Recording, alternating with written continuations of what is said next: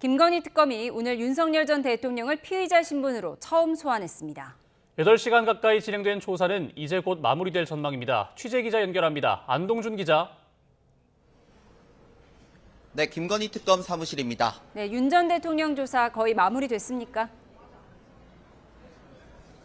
네, 지금은 오늘 조사 내용에 대한 조서 열람이 진행되고 있는데요. 곧 열람도 종료될 걸로 보입니다. 특검은 오늘 160여 쪽에 달하는 질문지를 준비했고 윤 전 대통령은 거부권 행사 없이 진술한 것으로 파악됐습니다. 오늘 조사는 김건희 특검이 지난 7월 출범한 이후 윤 전 대통령에 대한 첫 조사였는데요. 앞서 특검은 지난 7월 말부터 수차례 소환을 통보했지만 윤 전 대통령은 응하지 않았습니다. 이에 특검이 구치소에서 강제 구인을 시도하면서 윤 전 대통령 측과 특검의 신경전이 벌어지기도 했습니다.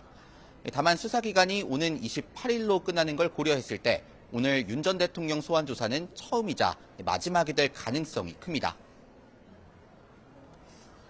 네, 오늘 어떤 부분에 대해 조사가 이뤄졌는지 설명해 주시죠. 네, 우선 오전에는 명태균 씨와 관련된 정치자금법 위반 혐의에 대한 조사가 이뤄졌습니다.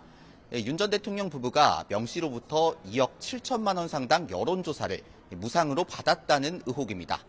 오후에는 매간매직 의혹에 대한 조사가 이어졌는데요.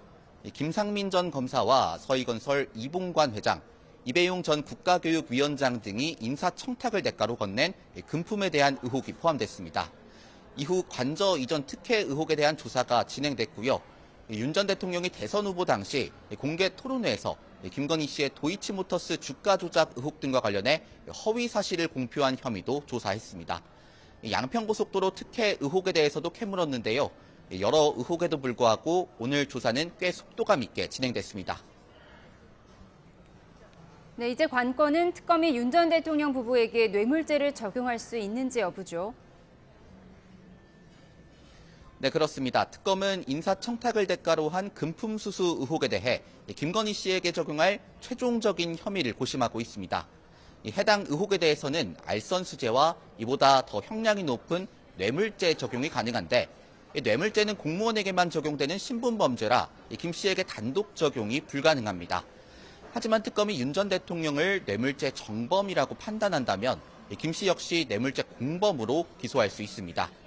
다만 이를 위해서는 윤 전 대통령이 청탁 사실을 인지하고 있었는지를 밝혀내야 합니다. 윤 전 대통령은 그러나 인사청탁이나 김건희 씨의 귀금속 수수 사실을 알지 못했다며 혐의를 부인한 걸로 전해졌습니다. 특검은 오늘 조사 내용을 토대로 뇌물죄 적용 여부를 검토한 뒤 조만간 윤 전 대통령 부부를 기소할 전망입니다. 지금까지 김건희 특검 사무실에서 YTN 안동준입니다.